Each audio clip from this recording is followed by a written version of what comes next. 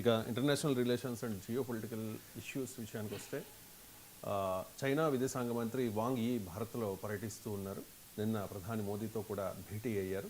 Sir, ఈ భేటీ తర్వాత మోదీ ఒక ట్వీట్ చేశారు. సార్, చైనా భారత్ బంధం బలపడుతోంది, చైనాతో మైత్రి ప్రపంచానికే శాంతి అంటూ ఉన్నారు. నిన్నమొన్నటి వరకు మనం చైనాను శత్రువుగా చూసాం కదా సార్, ఇప్పుడు మిత్రుడిగా చూడటం ఎందుకు అంటే ఏంటి? అంటే ప్రపంచంలో మనకి ఇంటర్నేషనల్ రిలేషన్స్లో పర్మనెంట్ ఫ్రెండ్స్ ఉండరు, పర్మనెంట్ ఎనిమీస్ ఉండరు. పర్మనెంట్ ఇంట్రెస్ట్లు మాత్రమే ఉంటాయి. శాశ్వత మిత్రులు, శాశ్వత శత్రువులు ఉండరు, శాశ్వత ప్రయోజనాలు ఉంటాయి. అది దేశం కోసం. రాజకీయ నాయకులు ఇదే చెప్తాం, మాకు పర్మనెంట్ ఫ్రెండ్స్ ఉండరు, పర్మనెంట్ ఎనిమీస్ ఉండరు. మా పర్మనెంట్ ఇంట్రెస్ట్ కానీ అక్కడో సొంత రాజకీయ ప్రయోజనాలు, ఇక్కడో దేశ ప్రయోజనాలు. ఇప్పుడు చైనాతో ఘర్షణ పడ్డాం 2020లో గాల్వాన్లో. ఇవాళ మోడీ చైనాతో స్నేహం వల్ల ఈ ప్రాంతానికి సుస్థిరత, ప్రపంచానికి శాంతి ఇస్తుంది అంటున్నారు. ఇలా మోడీ ప్రయోజనాలు ఏం లేవు కదా. ఇవి భారతదేశ ప్రయోజనాల కొరకే మన ప్రధానమంత్రి అంటున్నాడు. నరేంద్ర మోడీకి పర్సనల్గా వచ్చే ప్రయోజనం ఏం లేదు ఇందులో. సో అందువల్ల ఖచ్చితంగా మోడీ డిప్లొమసీని ఆహ్వానించాలి. సమస్య ఏంటంటే బీజేపీ పాలిటిక్స్తోమో రోజు చైనాకు వ్యతిరేకంగా ప్రచారం చేస్తారు. ప్రతిపక్షాలందరినీ చైనా ఏజెంట్లు అంటారు. కాంగ్రెస్ పార్టీ రాహుల్ గాంధీ చైనాతో రాష్ట్ర ఒప్పందం చేసుకున్నాడు, చైనా ఏజెంట్ అంటారు. ఆఖరికి నాలాంటి విశ్లేషకులు కూడా నా జీవితంలో నేను ఏనాడు చైనాను సమర్థిస్తూ మాట్లాడలేదు. ఒక్క వీడియో చూపెట్టాను చైనాను మాట్లాడాను, అయినా నన్ను చైనేశ్వర్ అంటారు. బీజేపీ పాలిటిక్స్తోమో నిరంతరం యాంటీ చైనా సెంటిమెంట్ రౌజ్ చేస్తూ రాజకీయంగా లబ్ధి పొందుతారు. మళ్ళీ నరేంద్ర మోడీ ఏమో ప్రో చైనా స్టాండ్ తీసుకుంటుంటాడు. మరి దీనికి రెండింటి మధ్య ఎక్కడ కలుస్తుంది, ఎక్కడ పొసుగుతుంది అనేది question. Take one stand. Yes, correct. అది చైనా నరేంద్ర మోడీ అన్నది నిజం. ఎస్, చైనాతో మనకు సిగ్నిఫికెంట్ డిఫరెన్సెస్ ఉన్నమాట నిజం. కానీ ప్రపంచంలో సిగ్నిఫికెంట్ డిఫరెన్సెస్ ఉన్న దేశాలు, అసలు వైరం చరిత్రలో ఉన్న దేశాలు మిత్రులు కాలేదా? మీకు ఉదాహరణ చెప్తాను. రెండవ ప్రపంచ యుద్ధం చివరన అమెరికా హిరోషిమా నాగసాకిల మీద బాంబులేసి లక్షలాది మందిని ప్రాణాలు తీసింది కదా. ఇవాళ అమెరికా జపాన్ మిత్ర దేశాలు కాదా? అసలు జపాన్కు వేరే సెక్యూరిటీ లేదు, అమెరికా భద్రతే. అమెరికాకు అవుట్సోర్స్ చేసింది జపాన్ సెక్యూరిటీ. జపాన్లోని ఒకినావా దీవిలో అమెరికన్ బేస్ ఉంటుంది. మరి అదే అమెరికా కదా హిరోషిమా నాగసాకి మీద బాంబులు వేసింది. ఇది మొదటి ఉదాహరణ. రెండో ఉదాహరణ, కోల్డ్ వార్ పీరియడ్లో రష్యా చైనాలు శత్రువులు కదా. అప్పుడే కదా కిసింజర్ డిప్లొమసీ వచ్చి ప్రెసిడెంట్ నిక్సన్ అమెరికా అధ్యక్షుడిగా ఉన్నప్పుడు హెన్రీ కిసింజర్ ప్రతిపాదించిన డిప్లొమసీ వల్ల నిక్సన్ చైనాకు వెళ్ళి కోల్డ్ వార్ పీరియడ్లో అమెరికా చైనాలు కలిసి సోవియట్ యూనియన్ వ్యతిరేకించలేవా? ఇలా మా రష్యా చైనా ఎంత మంచి మిత్ర దేశాలు. రెండో ఉదాహరణ. మూడో ఉదాహరణ చెప్తాను మీకు, చైనా తైవాన్. చైనా ఏమంటుంది, తైవాన్ అనేది ఒక దేశమే కాదు, అది మా దేశంలో భూభాగం, మా దేశం నుంచి విడిపోయిన ఒక రాష్ట్రం. ఇవాళ కాకపోతే రేపైనా చైనాలో విలీనం కావాలి, బలవంతానైనా చైనాలో విలీనం చేసుకుంటాం. ఇది చైనా పొజిషన్. అండ్ తైవాన్ ఏమంటుంది, మా స్వతంత్ర దేశం, మాకు సంబంధమే లేదు చైనాతో ఉంటుంది. అంటే వన్ చైనా పాలసీ చైనా చెప్తే, టూ చైనా పాలసీ తైవాన్ చెప్తుంది. ఇలా China Taiwan are the largest trading partners. ఎందుకు ఉదాహరణ ఇంతకన్నా మీకు ఇంకొక అమెరికాకి ఇలా ప్రపంచంలో మిలిటరీ, ఎకనామిక్స్, స్పోర్ట్స్ అన్నిట్లో పోటీ ఎవరు? చైనా. కానీ ఇలా అమెరికా చైనా మధ్య వాణిజ్యము భారత్ చైనా వాణిజ్యం కన్నా అనేక రెట్లు. మరి ఎందుకున్నాయి అమెరికా చైనా మధ్య వాణిజ్యం? ఇంకొక ఉదాహరణ చెప్తాను. బ్రిటిష్ వలసవాదానికి వ్యతిరేకంగా మనం పోరాడామా లేదా? ఎవడు వాడు ఎచ్చటి వాడు ఇటు వచ్చిన తెల్లవాడు తరిమి తరిమి కొట్టరా అంటూ అల్లూరి సీతారామరాజు సినిమాలో పాట మనకు గుర్తులేదా? మరి జలియన్ వాలాబాగ్లో ఎంత దుర్మార్గంగా మన వాళ్ళని కాల్చి చంపారు. భగత్ సింగ్, రాజ్గురు, సుఖదేవులను ఉరి తీశారు. అల్లూరి సీతారామరాజుని చంపారు కదా. ప్రకాశం మంత్రులపైన తుపాకీ గురి పెట్టారు కదా. మరి అలాంటి బ్రిటిష్ వలసవాదులతో మన సంబంధాలు లేవా? ఇలా బ్రిటన్ భారత మధ్య స్వేచ్ఛా వాణిజ్య ఒప్పందం ఎక్కుతుంది కదా. గతంలో ఈ వాణిజ్యంతోనే కదా ఈస్ట్ ఇండియా కంపెనీ ఇండియాకు వచ్చి ఇండియాను వాణిజ్యంతో పేరిట వచ్చి వలస దేశంగా మార్చుకున్న బ్రిటన్ కదా. ఇవాళ ఇటీవలనే భారత ప్రభుత్వం బ్రిటన్తో మరి ఫ్రీ ట్రేడ్ అగ్రిమెంట్ కుదిరింది. ఈ ట్రేడే కొంప ఉంచింది కదా చరిత్రలో. అయినా మనం ఎందుకు ఫ్రెండ్షిప్ చేస్తున్నాం? సో ఇలా చరిత్రలో మనకు అనేక ఉదాహరణలు ఉన్నాయి. ఆ మాటకొస్తే బంగ్లాదేశ్, ఆ దేశం విమోచన కొరకు పోరాడితే బంగవాహినితో కలిసి బంగ్లాదేశ్ విమోచన పోరాటానికి కదం కలిపి అమెరికా బెదిరించినా కూడా వినకుండా బంగ్లాదేశ్ స్వాతంత్రానికి భారతదేశం కష్టపడి 90,000కు పైగా పాకిస్తాన్ సైనికుల్ని లొంగ తీసుకొని బంగ్లాదేశ్ స్వాతంత్రం ఇస్తే ఇలా బంగ్లాదేశ్ ఏం చేస్తుంది మన పైన? మన శత్రువుగా మారలేదా?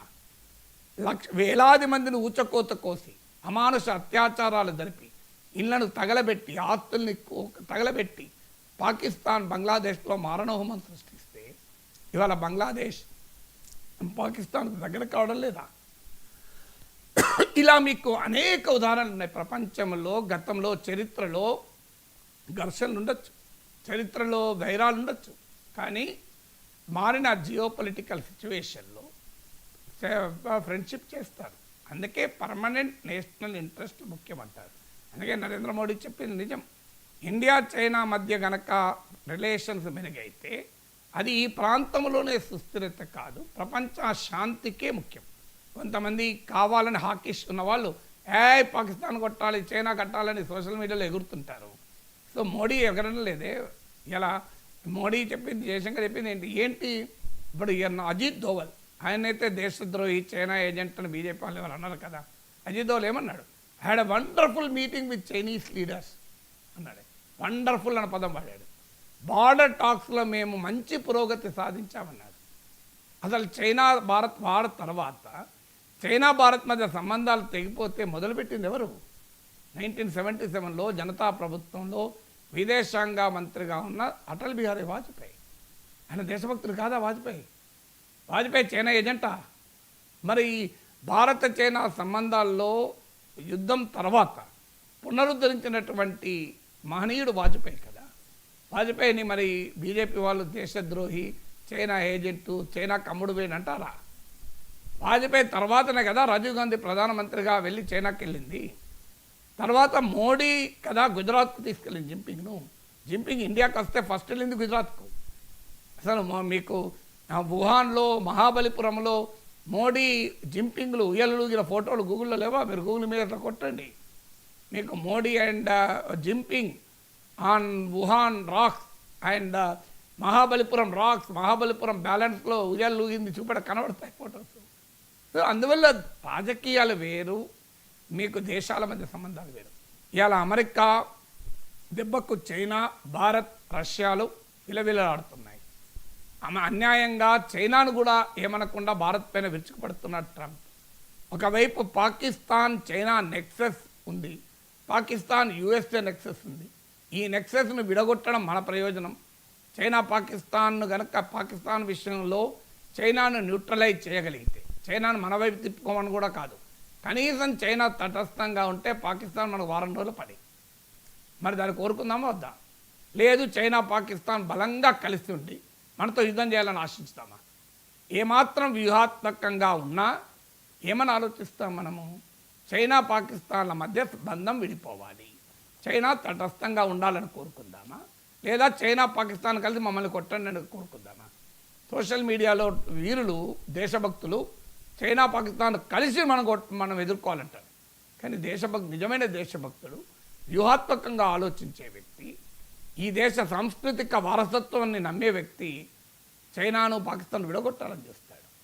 ఏం చేయలేదా ఇది ఈ పని? మన ఒక్కరే కదా.